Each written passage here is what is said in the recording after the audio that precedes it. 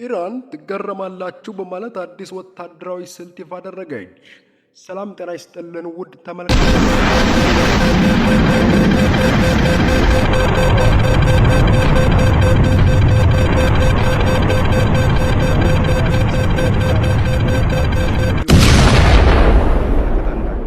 የኢራን እስላማዊ አብዮታዊ ዘብ የጠፈር ኃይሎች አዛዥ የሆኑት ሰይድ ማጅድ ሙሳቪ የአሜሪካንና የእስራኤል የሚያስደምም አዲስ የጦር ስልቶች የሚሳይል ማስወንጨፊያ ስርዓቶችን ይፋ ማድረጋቸውን አስታወቁ። አዛዡ በኤክስ ማህበራዊ ገጻቸው ባስተላለፉት መልእክት ከዚህ ሰዓት ጀምሮ በጠላት ቁጥጥር ስር ባሉ ግዛቶች ሰማይ ላይ የኢራን ልጅ የሚሳይል የበላይ መረጋገጡን አውጃለሁ ብለዋል። ይህ መግለጫ የተሰጠው ኢራን በእስራኤል ላይ የዲሞና የኒውክሌር ተቋም አቅራቢያ የሚሳይል ጥቃት መፈጸሟን ካረጋገጠች በኋላ ነው። ኢራን ይህን ጥቃት ከሰነዘረችው ቀደም ሲል ጅርና ናታንዝ የኒውክሌር ጣቢያዎቿ ላይ የደረሰባት ጥቃት ምላሽ ለመስጠት መሆኑን ገልጻለች። የደቡብ እስራኤል የምትገኘው አራድ ከተማ በጥቃቱ ክፉኛ የተመታች ሲሆን 5 ሰዎች ሕይወታቸውን ሲያልፍ ከ100 በላይ ሰዎች የአካል ጉዳት ደርሶባቸዋል ተብሏል። 9 ህንፃዎች ላይ ከፍተኛ የንብረት ውድመት እንደደረሰም ተዘግቧል። የእስራኤል ጠቅላይ ሚኒስትር ቤንያሚን ኔታንያሁ ጥቃቱን ተከትሎ በሰጡት መግለጫ በጣም አስቸጋሪ ምሽት አሳልፈናል ሲሉ ሁኔታውን ክብደት ገልጸዋል።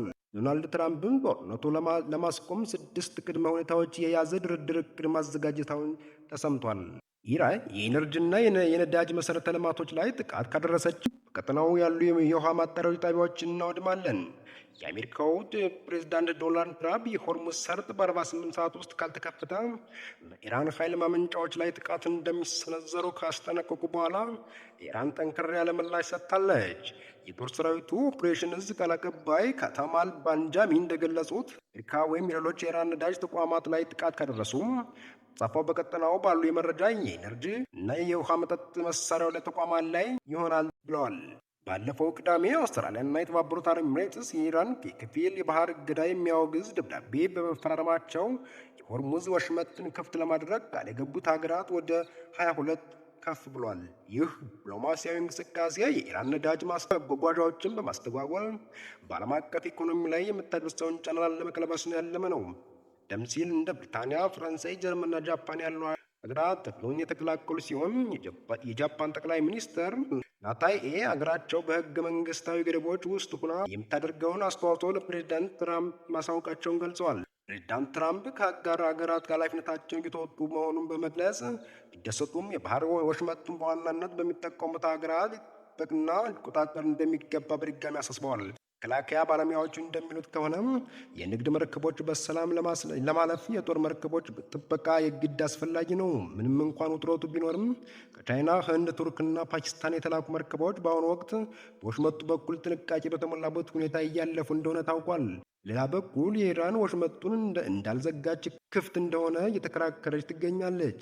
የኢራን የውጭ ጉዳይ ሚኒስትር ኢራጂ እንደገለጹት መንገዱ የተዘጋው ለጠላቶቻችንና ጥቃት የሚሰነዝሩብን ሀገራት ብቻ ነው ሲሉም ተደምጠዋል። በመካከለኛው ምስራቅ የተቀሰቀሰው ጦርነት 4 ሳምንታት ባስቆጠሩ በዚህ ወቅት ፕሬዝዳንት ትራምፕ ለኢራን እጅግ አስደንጋጭ ማስጠንቀቂያ ሰጥተዋል።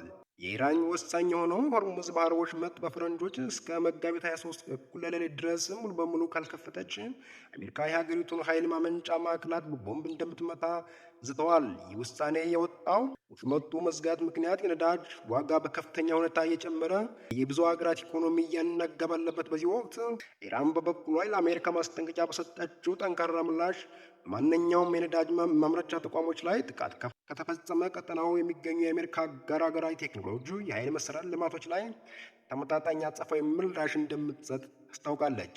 የኢራን ባለስልጣናት መንገዱ ክፍት የሆነው ለኢራን ጠላቶች ላልሆኑ መርከቦች ብቻ በመሆኑ ገልጹም ዋሽንግተን ግን ይህንን እድል ከፊል እገዳ በመቁጠር ወታደራዊ እርምጃ ለመውሰድ ቆርጣ ተነስታለች። ይህ በሁለቱ ኃይሎች መካከል ያለው ዓለም ለከፋ ኢኮኖሚ ማህበራዊ ቀውስ ያዳርጎታል። ጦርነቱ በሰው ህይወት ላይ የመድረሰው እልቂት ባለፈ በመቶ ሺዎች የሚቆጠሩ ዜጎች ከመኖሪያ ቀያቸው ተፈናቅለው ለአስከፊ ችግር ማጋለጣቸውን ተዘግቧል። የትራምፕ የ48 ሰዓታት ጊዜ ገደብ የሚያበቃ መጋቢት 23 ላይ በማድረግ ቀጠናውን ወደ ለየለት ቀውስ ውስጥ ይገባ ይሆን የሚል ስጋት እየተጠባበቀ ይገኛል። ሳውዲ አረቢያ የኢራን ኤምባሲ ባልደረቦች በ24 ሰዓት ውስጥ ሀገር እንዲወጡ አዘዘች። የሳውዲ አረቢያ መንግስት በቅርቡ ለኢራን ፈጽመዋለች ያለችው ጥቃት ተከትሎ የኢራን ወታደራዊ አታሼ እና 3 ሌሎች የኤምባሲ ባልደረቦችን በሀገሪቱ የማይፈለጉ ግለሰቦች በማለት አወጀች። በተጨማሪ ግለሰቦች በ24 ሰዓት ውስጥ የሀገሪቱን ድንበር ለቀው እንዲወጡ ትዕዛዝ ተላልፏል። የሳውዲ አረቢያ የውጭ ጉዳይ ሚኒስትር ትናንት ባወጣው መግለጫ በኢራን ሰላጤ ትብብር ምክር ቤት ሀገራት ላይ የፈጸመችውን ጥቃት በጽኑ ኮንኗል።